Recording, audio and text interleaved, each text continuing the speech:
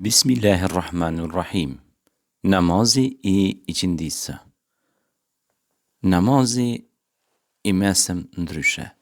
Si thot Allahu në Kur'an, vlera namazit të iqindisë, pra kur e përmend Allahu në Kur'anin famlar, thot: faleni rregullisht namazin, sidomos atë të mesmin. Surja Bekare 238. Pra namazi i mesëm është namazi i iqindisë. Koha e namazit të iqindisë fillon prej momentit kur hija e objekteve zgjatet sa vet objekti, duke përjashtuar hijen e mesditës dhe vazhdon deri në perëndim të diellit. Namazi i iqindisë përbëhet prej 8 rekateve, 4 janë sunet ndërsa 4 janë farz. Pas niyetit për faljen e sunetit dhe tekbirit fillestar, 2 rekatet e para falen si ato të sunetit të drekës, dhe sa gjatë qëndrimit ulur në fund të tyre, përveç tehijatit me shahadet, duhet kënu dhe salavatet.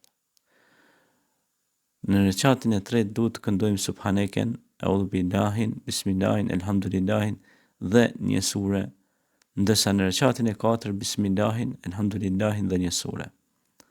Në mbarim të rekatit të katërt, si zakonisht këndojmë tehijatin, shahadetin, salavatet, duat dhe japim selam. Pas faljes së sunetit, ngritemi në këmbë, e bëjmë ikametin dhe niyetin për faljen e farzit të iqindisë. Këto 4 rekate falen plotësisht si 4 rekatet e farzit të drekës. Në fund të namazit tërheqim tesbihet, pra bëjmë dhikrullah dhe bëjmë aminin, pra lutjen. Namazi i iqindisë ka vlera shumë të mëdha, besimtar të nderuar. Kush dëshiron që të ketë pasuri, bollëk dhe mirësi, le ta fal namazin e iqindisë. Kush është pra ai besimtar i cili është i përpikt në faljet e namazeve, le të kujdeset pra dhe për namazin e mesëm. Sepse namazi i mesëm pra është ai lavjersi matës i inputeve dhe outputeve, të hyrjeve dhe daljeve të brendshme dhe të jashtme. Prandaj, pra falja e iqindisë me kohë sjell pasuri, sjell begati, sjell barazpesh të ditës, për shkak se veprat e tua ditore maten pra në kandar, kur fillon kandari të vendoset tek mesi. Prandaj, nëse ti e fal iqindin, pra ti ke kryer një ndër obligimet e shtyllave të islamit, që është pra dhe falja e namazit, e në mesin e këtyre namazeve pra është edhe namazi i iqindisë.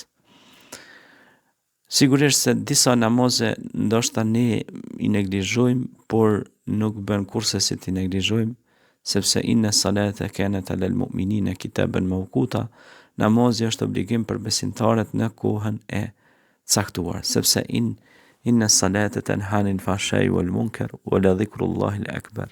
Me të vërtetë namazi na largon nga gjërat e irrituara, të shëmtuara, dhe përmendja e Allahut është gjëja më kulmore dhe gjëja më madhore. Pra, ti e ke falur iqindin dhe duhet të mendosh se akshamin vjen sahura, perëndimi i diellit. Andaj fale namazin e iqindisë sikur të ishte namazi i tij fundit, për shkak se nuk e din se a do ta mundson Allahu me e fal pra namazin e akshamit. Pse jeta e njeriu është shumë e shkurtër dhe ne duhet t'i falemi Allahit, ta falenderojmë Allahin për çdo nimet, për çdo mirësi që na e ka dhënë.